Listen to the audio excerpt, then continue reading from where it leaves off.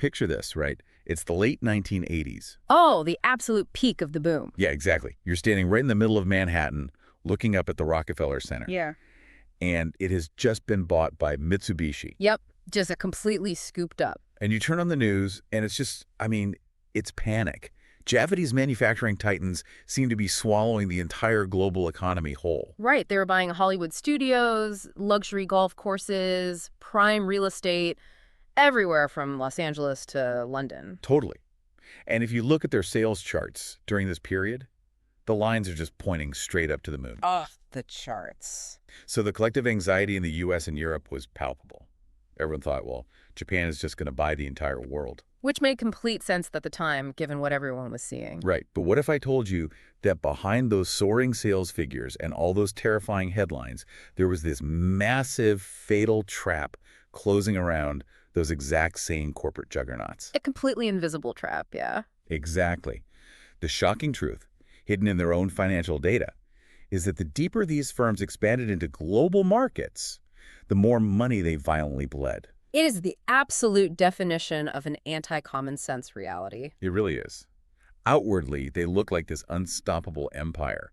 But inwardly, the very act of expanding was actually suffocating them. We are taught, to look at top-line revenue growth as the ultimate indicator of corporate dominance. Right, like if the sales number is big, the company's winning. Exactly. When a company's opening factories in Ohio, Wales, and Thailand simultaneously, you just assume they've conquered the market. You have to be crazy not to think that. But when you strip away the sales volume and you look strictly at the efficiency of their capital, like what they were actually taking home at the end of the day, Yeah. you realize this wasn't an imperial expansion. It was, in a lot of ways, a slow-motion corporate suicide. That's a total slap in the face to everything we're taught. It really is. And that brings us to our mission for this deep dive. Today, we are tearing apart the profit lie of global expansion. We really are. We're looking at a landmark, just brutally revealing 17-year archival autopsy.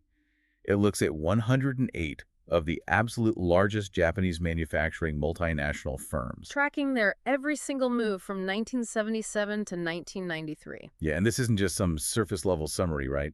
This is a profound study published in the Strategic Management Journal. Right, by three heavyweight strategic thinkers, J. Michael Geringer, Stephen Tallman, and David M. Olsen. They didn't just look at the bubble bursting. They dug into the foundational mechanics of exactly why it burst. And the reason this specific data set is so vital is that it acts as this perfect, isolated laboratory. What do you mean by that? Well, modern corporate data is often this huge mess of blurred industry lines, like tech valuations based on vibes rather than actual physical assets. How? Totally. Like, what is a software company even worth, right? Exactly. But here we have 108 physical manufacturing behemoths across 7 highly distinct industrial sectors. We're talking real things. Consumer goods, transport equipment, high-tech electronics, metals, chemicals. Real factories, real supply chains. The scholars utilized incredibly dense data sources to track every yen, every factory, and every strategic pivot. Over nearly 2 decades. Yeah. Which begs the question, why should you, the listener, care about the financial plumbing of Japanese manufacturing in the 1980s? It's a fair question. And the answer is because the business world today constantly feeds you a deeply flawed myth. If you sit in any boardroom today, the gospel is always the same. Always. Expand, expand, expand. Right. Diversifying your products and going global is pitched as the ultimate guaranteed recipe for infinite profit. And this deep dive is going to completely dismantle that Western business school myth. We're going to show you the lethal, hidden costs of that expansion. So let me just put this on the table so I understand the sheer scale of the paradox here. Go for it. We're saying that these unstoppable corporate juggernauts were actually destroying their own profit margins by doing exactly what every modern textbook says you're supposed to do. Yes. They were following the playbook to the letter, and the playbook led them straight off a cliff. That is insane. But to truly grasp the magnitude of this failure, we have to look closely at the underlying theoretical framework that set the trap in the first place. Right. We have to understand the myth to understand why it failed. Exactly. We have to dissect the Western models that promised endless wealth. The 2 foundational pillars here are the resource-based theory and transaction cost economics. Okay, let's avoid the heavy academic jargon and just break those mechanisms down. Sure. If I'm sitting in a Harvard Business School classroom in 1985, How are they explaining resource-based theory to me? The core premise is that a firm's competitive advantage comes from possessing a unique, hard-to-replicate asset or skill, a core competency. Okay, so something you do better than anyone else. Right. And for the Japanese firms in the late 70s and 80s, this wasn't just a vague concept. No, it was very real. Their core competency was a highly tangible, historically unprecedented mastery of manufacturing efficiency, total quality control, and lean production. You could just build a better car or a better TV at a fraction of the cost Yeah. with way fewer defects than anyone else on Earth. Exactly. And the theory dictates that once you possess a superpower like that, sitting still is basically leaving money on the table. We have to exploit it. You must stretch that resource as far as geometrically possible. So the logic is, like, if my engineers in Tokyo have figured out how to assemble a V8 engine with 0 defects at lightning speed, Yep. I shouldn't just sell that engine in Japan. I need to take that exact same proprietary knowledge and apply it to building engines in California, Germany, Brazil. Furthermore, the theory argues you shouldn't just stick to cars. Oh, right, you branch out. You take that same lean manufacturing philosophy and apply it to making motorcycles or heavy machinery or even consumer electronics. Ah, okay. This is how you achieve what economists call economies of scope, right? Precisely. The idea is that by sharing that underlying core capability across multiple product lines or multiple geographic markets, your overall average costs go down. And your profits multiply exponentially. You're essentially copy-pasting your genius across the globe. Exactly. Okay, I follow the mathematical appeal of that. If I already own the blueprint for efficiency, printing a second copy of it in a new country shouldn't cost me much. Right, it's just a new market for the same trick. It sounds bulletproof. Yeah. But you mentioned a second pillar, transaction cost economics. Where does that fit in? So transaction cost economics introduces gravity to the equation. It's the sobering realization that expanding is not free. Okay, well, what's the catch? While resource-based theory focuses on the revenue potential of expansion, transaction cost theory focuses on the bureaucratic friction of managing that expansion. Ah, the red tape. Exactly. Every time you open a new factory in a new country or launch a completely new product line, you are creating massive administrative overhead. You need new middle managers, new HR departments to handle foreign labor laws. New compliance officers, new supply chain coordinators. So it's essentially measuring the cost of complexity. The theory is warning you that if you build 50 factories in 50 different countries, Right. the sheer weight of the bureaucracy required to keep them all communicating might become so heavy that it just eats whatever extra profit you made. Precisely. The goal, according to the Western model, is to find the perfect equilibrium. So you balance it. You expand aggressively to multiply your profits via economies of scope, but you carefully hit the brakes just before the transaction costs overwhelm your margins. And Western analysts looked at the massive scale of these 108 Japanese titans and just assumed they had mastered this balancing act. They completely assumed it. They assumed the sheer volume of their global footprint meant they were generating unprecedented, optimized profit. But the data from those 17 years completely shattered that assumption. Utterly shattered it. The Western framework didn't just slightly miscalculate, it suffered catastrophic acclimatization issues when applied to the East. Okay, why? What was the blind spot? It failed because Western economic models are built on a very specific, culturally ingrained assumption about human and corporate behavior. Which is? The model assumes that a firm exists purely as an isolated, fiercely independent entity whose sole, uncompromising objective is to maximize short-term profit. They're the shareholders. Exactly. It assumes a cold, calculating rationality geared entirely toward the quarterly balance sheet. I see the disconnect.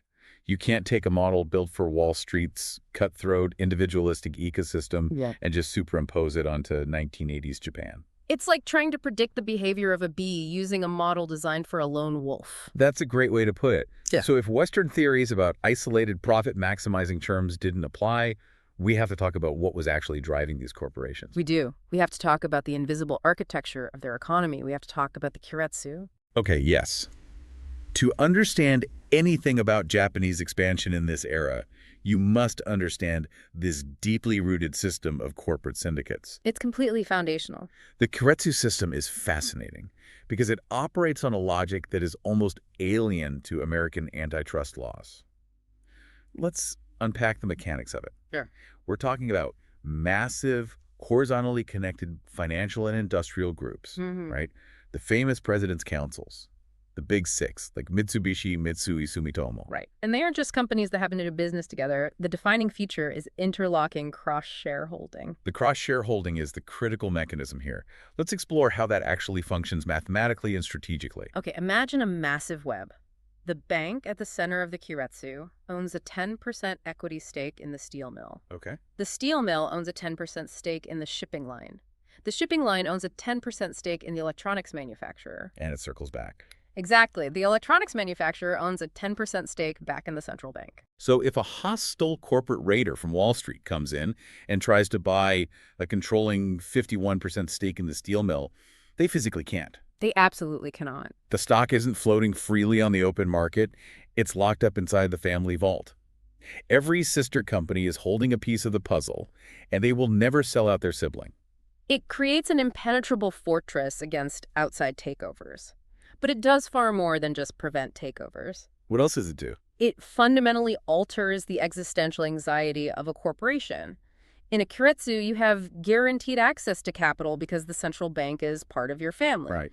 You have guaranteed customers because the shipping line will always buy its ships from the keiretsu heavy industries branch. Which will always buy its steel from the keiretsu steel mill. It's a closed-loop ecosystem. Designed for mutual survival, stability, and long-term employment, rather than individual, cutthroat profit maximization. So applying basic business logic to this setup, if you are a company operating from inside one of these massive financial fortresses, you effectively have infinite resources. You have a permanent safety net.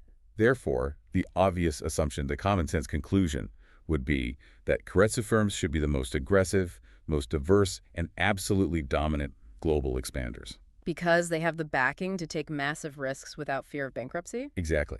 But when Geringer, Tallman, and Olsen actually split the 108 firms in their database, 53 of which were keiretsu members, and 55 of which were non-member independent firms. the data delivered a cold, face-slapping reality. A total reversal of expectations. The independent firms were vastly more aggressive. The numbers on this are staggering. They really are. The non-keiretsu firms, the ones without the giant banking safety net, had significantly higher product diversification. They pushed into entirely new industries more often. And they had higher international diversification. Their export ratios were consistently more than 5 percentage points higher than the keiretsu members. The independent firms were the ones truly out there conquering the globe. We have to ask why, though. Why would the firms possessing the deepest pockets and the safest harbors hold back? Yeah, while the independent firms expanded with such savage intensity. What's the reason? It comes down to the psychological and structural effects of the network itself.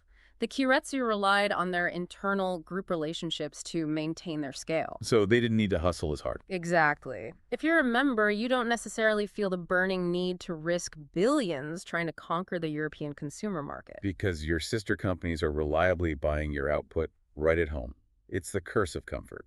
That's a great way to put it. Having a guaranteed basic income as a corporation makes you sluggish. You prioritize maintaining the internal harmony of the syndicate over aggressive, risky global conquest. But the independent firms, companies like Honda or Sony in their earlier days, they didn't have a giant bank ready to bail them out. No guaranteed internal buyers. Hmm. If they didn't actively hunt for new external markets, they would simply starve and die. That sheer existential desperation is what forced them to become wild dogs. They had to push the boundaries of global expansion just to survive.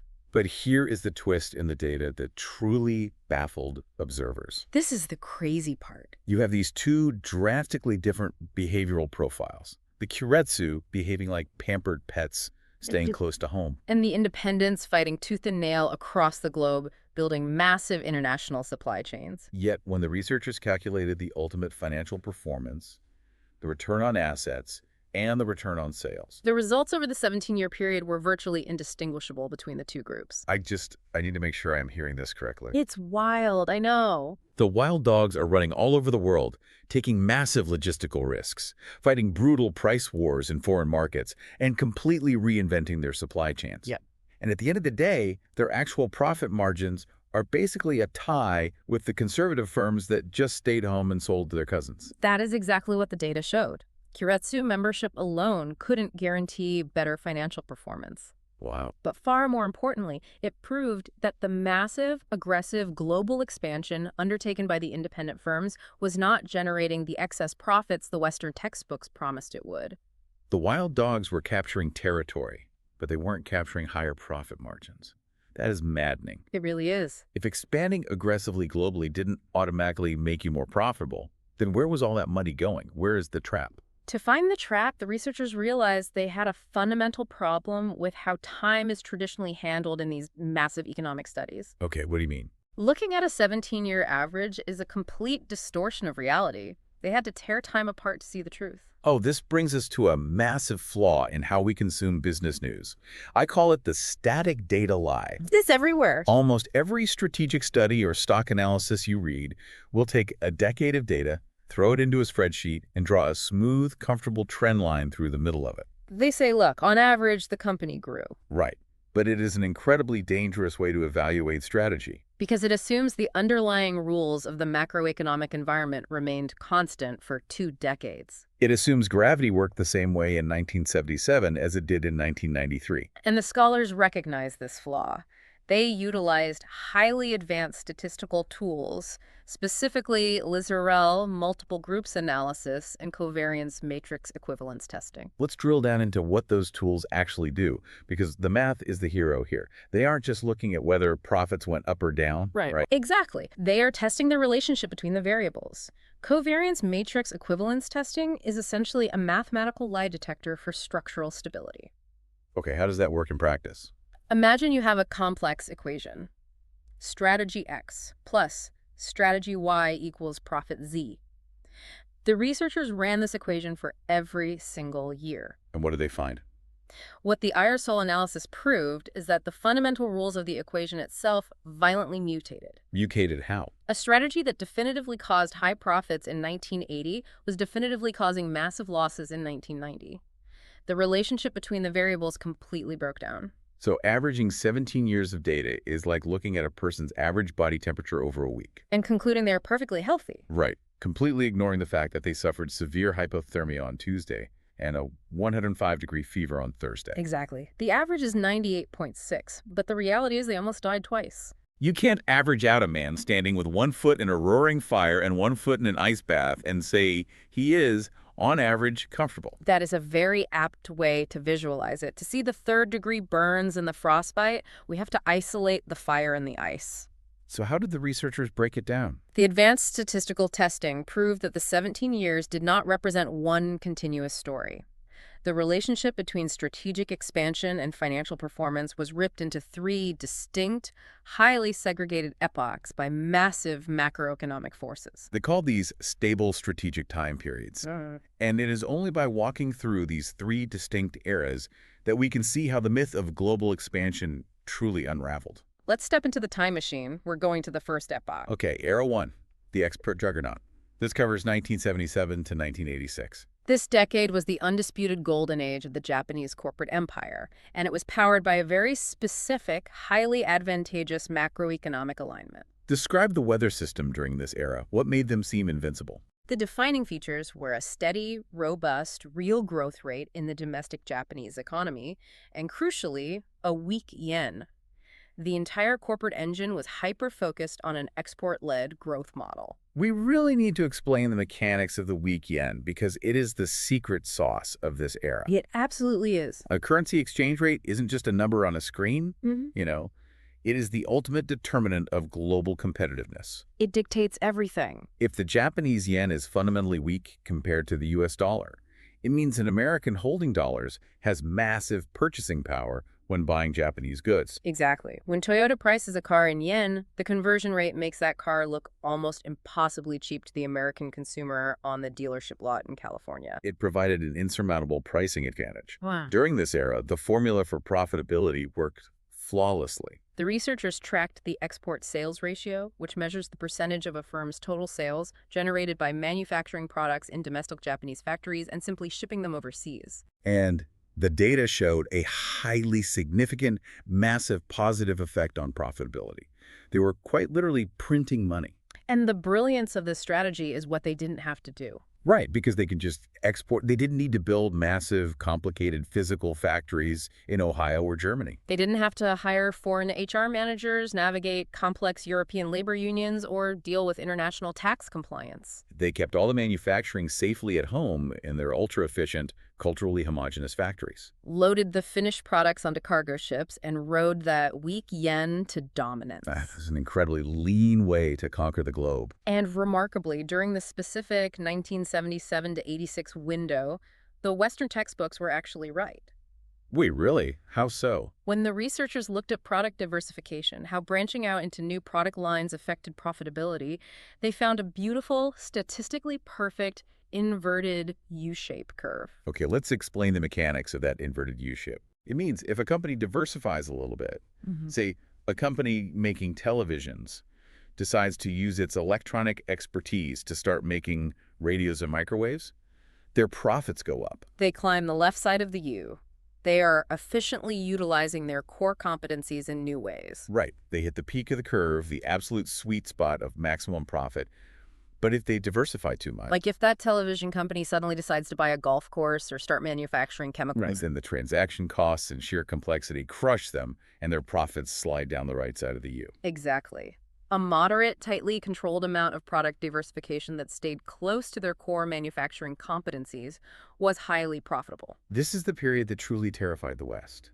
The internal strategy of these 108 firms was perfectly synchronized with the external macroeconomic environment. They were hyper-efficient cash machines. So they're sitting on top of the world. They're building incredibly high-quality products at home, perfectly managing a tight product line, and shipping them abroad for massive, frictionless profit. It's a perfect system. So why didn't they just keep doing this forever? What broke the machine? The machine was deliberately broken by political intervention.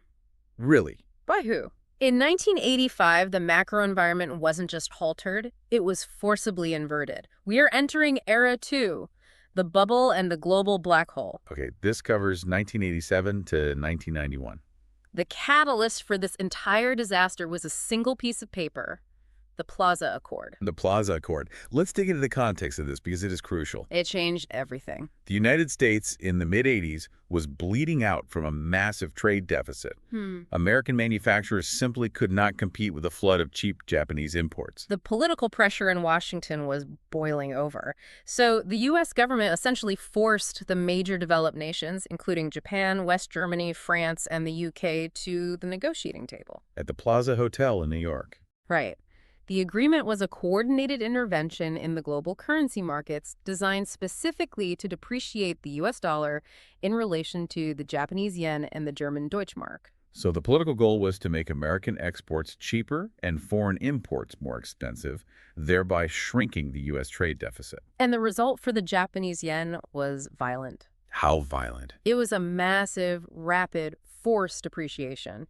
Between 1985 and 1987, the yen effectively doubled in value against the dollar. Wow. So the currency cheat code that defined Era 1 was just abruptly deleted. Overnight. Suddenly, that exact same Japanese television made in the exact same efficient factory in Tokyo now looks outrageously expensive to the American consumer. Not because the quality changed, not because the manufacturing cost more, but entirely because the geopolitical exchange rate shifted. The export route was essentially bricked up. You can't just load cargo ships in Tokyo anymore because no one in the West can afford the new price tag. This triggered a profound, panicked strategic pivot. To maintain their access to the lucrative U.S. and European markets, Japanese firms realized they had to stop exporting and start producing locally. They couldn't price in yen anymore. They had to price in dollars and pounds. This ignited a historic, frantic wave of foreign direct investment, or FDI. This is when they start physically building the world. They're breaking ground on massive auto plants in America, acquiring established electronics factories in the UK, buying up supply chains across Southeast Asia. But building factories across the globe requires an astronomical amount of capital. Where was all this money coming from if their export profits were getting squeezed? Yeah, how did they afford this massive pivot? It was fueled by a completely irrational, unprecedented domestic financial bubble back in Japan. Oh, right. The bubble economy. Throughout the late 80s, fueled by low interest rates intended to offset the pain of the strong yen, the Japanese stock market and real estate sectors exploded. The Nikkei index was soaring to a historic peak of nearly 39,000, in late 1989. Real estate valuations became mythical. I mean, there is a famous statistic that the grounds of the Imperial Palace in Tokyo were theoretically worth more than all the real estate in the state of California combined. That is just, I can't even wrap my head around that. It was pure mania. So these corporate giants are sitting on mountains of artificially inflated, fake bubble cash. Their stock valuations are through the roof, giving them practically free capital. And they used this war chest to blindly, aggressively buy up physical assets all over the world to bypass the strong yen. And this leads us to the absolute bombshell hidden in the 17-year data set, right? Yes. When the researchers analyzed this second era, 1987 to 91, they looked closely at the foreign sales ratio. Remind me what that metric represents. This metric represents the percentage of a firm's sales coming not from exports, but from those newly built, physically owned overseas subsidiaries. Okay. And what did the math say? The relationship to profitability was strictly, violently negative. Wait, negative. In both the full sample and specifically during this era, the higher a firm's foreign sales ratio climbed, the lower their return on sales plummeted. I want to pause and emphasize this because this is the core revelation of the entire study. It's the big one. The deeper these firms went into global markets, the more factories they built in Ohio, the more they localized their supply chains in Europe, the faster their profit margins collapsed. It was a direct one-to-one negative correlation. Expanding globally didn't multiply their profits, it acted like a financial black hole. And the carnage didn't stop there. Remember that beautiful, mathematically perfect, inverted U-shaped curve for product diversification we discussed in Era 1? The profit engine that rewarded them for carefully expanding their product lines, yes. In Era 2, that curve completely flatlined. It ceased to exist. The statistical significance dropped to zero. It no longer mattered if a firm perfectly balanced its product lines or recklessly over-diversified. The sheer gravity of their global expansion wiped out any and all benefits of product synergy. We really need to explain the mechanics of this failure. Why did building factories abroad destroy them so thoroughly? Yeah, it brings us right back to the dark side of transaction cost economics. The researchers highlight the internalization ratio.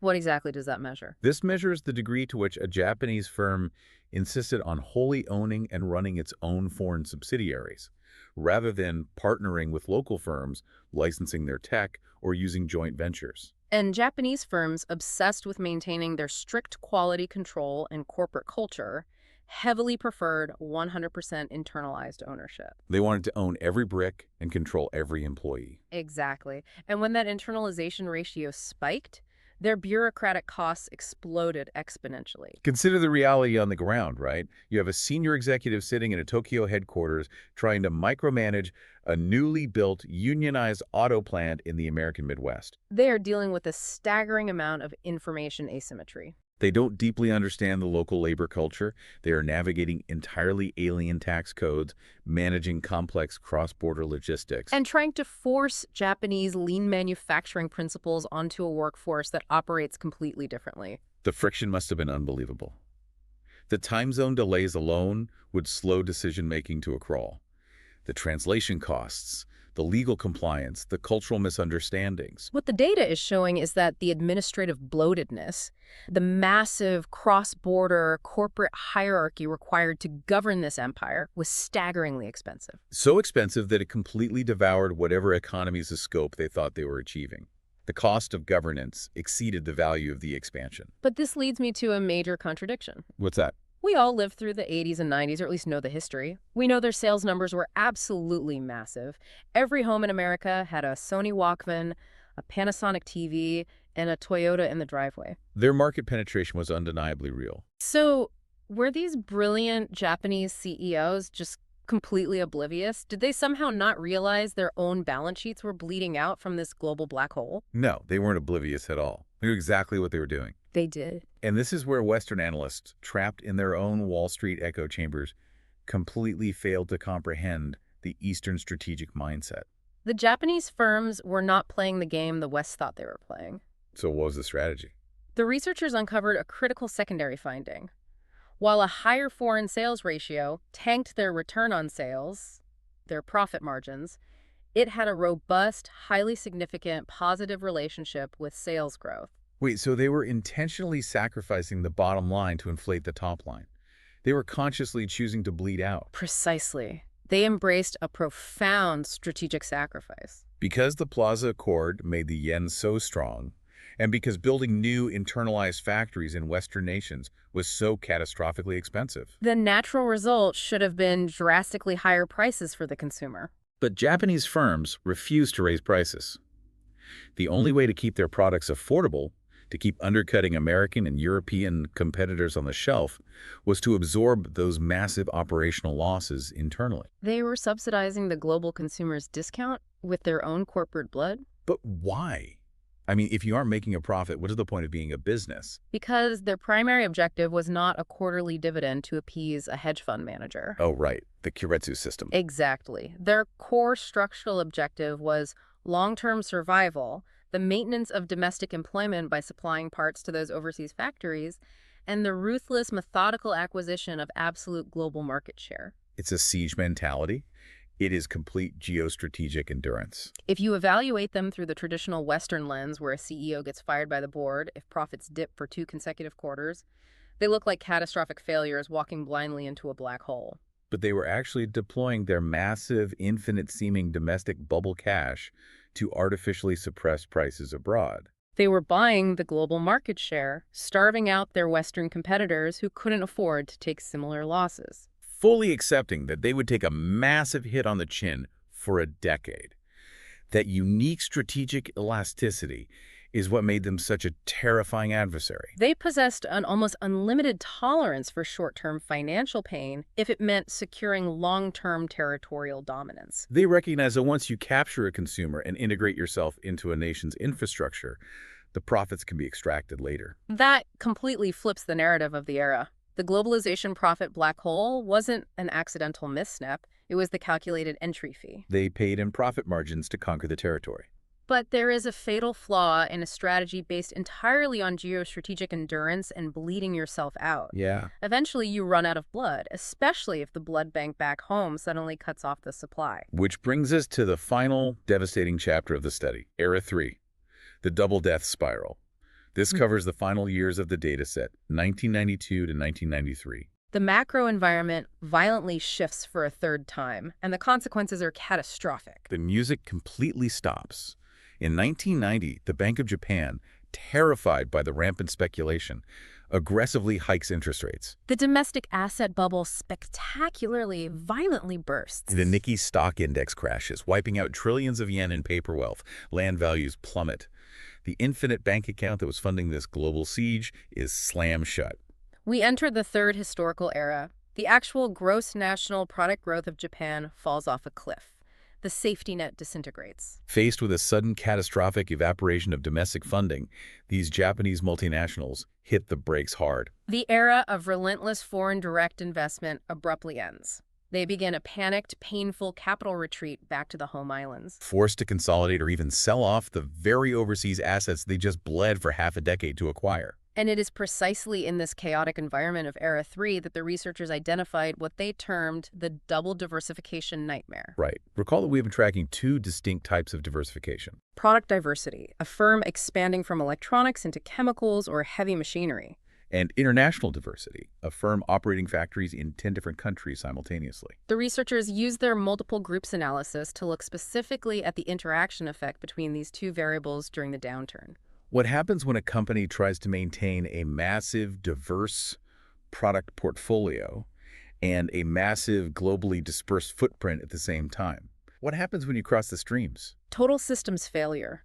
The data definitively showed that when firms tried to maintain both high product diversity and high international diversity simultaneously, the negative interaction effect was lethal. The governance costs, the transaction frictions we explored earlier, they didn't just add together, they multiplied exponentially. We need to visualize why this is so deadly. Let me try an analogy. Go for it. Expanding your product line locally is like juggling 2 chainsaws. It's dangerous, but a skilled manager can do it. Okay. Expanding one core product globally is also like juggling 2 chainsaws. But trying to do both managing 5 wildly different product divisions across 3 different continents, Hmm. each with its own supply chain, regulatory environment, and labor culture, Oh, man. is like juggling 5 chainsaws while walking a tightrope across the Atlantic Ocean during a Category 5 hurricane. Yeah, that's impossible. It requires absolute flawless coordination. The second the wind blows, the second the domestic funding dries up, gravity always wins. That captures the sheer managerial overload perfectly. The cost of coordinating such a bloated, multidimensional matrix organization wiped out any theoretical economies of scope. Imagine a middle manager in Germany trying to coordinate a joint chemical electronic product launch with a division in Brazil, overseen by a panicked headquarters in Tokyo that is desperately slashing budgets. The information asymmetry, the compounded cultural frictions, and the sheer managerial exhaustion pushed these firms to the absolute brink. They became too complex to survive a scarcity environment. The bureaucracy literally strangled them. And that leads us to the most humbling, almost philosophical realization of this entire 17-year autopsy. Which is what? You can have the most brilliant internal corporate strategy in the world. You can have the most loyal Keiretsu network, the most aggressively ambitious independent expansion plan, the leanest factories, and the highest quality control. But precise internal strategy is ultimately powerless against the raging tsunami of macroeconomic cycles. The data proves unequivocally that the era makes the giant, and the era buries the giant. In Era 1, a weak yen made these firms look like infallible strategic geniuses. In Era 2, the political intervention of the Plaza Accord forced them into a painful, complex web of global factories bleeding their profits. In Era 3, the bursting of their own domestic bubble collapsed the entire web. Over 17 years, the internal strategic posture of these firms barely changed. They constantly sought expansion, but their performance violently fluctuated based entirely on the external weather. Strategy is often just a post hoc rationalization for reacting to macroeconomic gravity. Okay, let's bring all of this out of the 1990s and into the boardroom of today. We've traced 17 years of corporate blood, sweat, and data. What is the ultimate takeaway for you, the listener, sitting in a strategy meeting tomorrow, listening to an executive enthusiastically pitch a massive global expansion into a new territory? The first lesson is one of competitive analysis. If you evaluate competitors, especially those from different business cultures, state-backed enterprises, or uniquely networked firms, using your own domestic profit-first metrics, you are inviting ruin. If you look at an Eastern competitor and assume they are failing because their profit margins are negative, you fundamentally misunderstand their threat level. Exactly. They might be intentionally bleeding cash to permanently capture your market share, operating on a timeline of decades while you operate on a timeline of quarters. Their scoreboard is measuring survival and territory. Your scoreboard is measuring quarterly dividends. You aren't even playing the same sport. Exactly. The second lesson is an absolute repudiation of the idea that expanding for the sake of expanding is a virtue. The assumption that moving into new global markets automatically unlocks new profits is a textbook illusion. Internalized global structures, insisting on owning and operating your entire global footprint, inherently breed massive bureaucratic costs, cultural friction, and managerial overload. Global expansion is not an automatic profit multiplier. It is the ultimate stress test on your organizational efficiency. The data shows it is far more likely to erase your margins than expand them. We went into this deep dive looking for the secret to infinite global profit, and we found a graveyard. A graveyard of profit willingly sacrificed for market share and ultimately crushed by complexity. It completely flips how we should analyze business growth. The 1980s Japanese manufacturing titans weren't defeated by Western business savvy or better products. No, they were suffocated by their own necessary but ultimately fatal global footprint, triggered by geopolitical forces completely outside their control. And that history raises a final, deeply provocative question for us today. A question that isn't answered in the data, but is impossible to ignore when you see the patterns. What is it? History rarely repeats itself perfectly, but it always rhymes. Today, right now, we are watching a massive new wave of emerging global giants. Yep. Faced with intense geopolitical frictions, trade wars, and high tariffs, they are being forced into a brand new wave of massive overseas factory building. They are localizing supply chains across hostile borders just to maintain market access. Oh, wow. The exact same pivot from export to FDI. It's happening again. Are today's tech and manufacturing titans walking blindly into the exact same globalization profit black hole that the Japanese pioneers documented with their own data 30 years ago? By internalizing complex supply chains across a fractured globe, are they triggering the exact same bureaucratic death spiral? When the current macroeconomic weather inevitably changes, will they be too complex to survive? Oh, Are we simply watching the great wheel of history turn again? the corporate balance sheet is an X-ray. It gives you an image of the bones, but it rarely shows you the bureaucratic disease that is slowly, quietly hollowing them out from the inside. Thanks for taking this deep dive with us.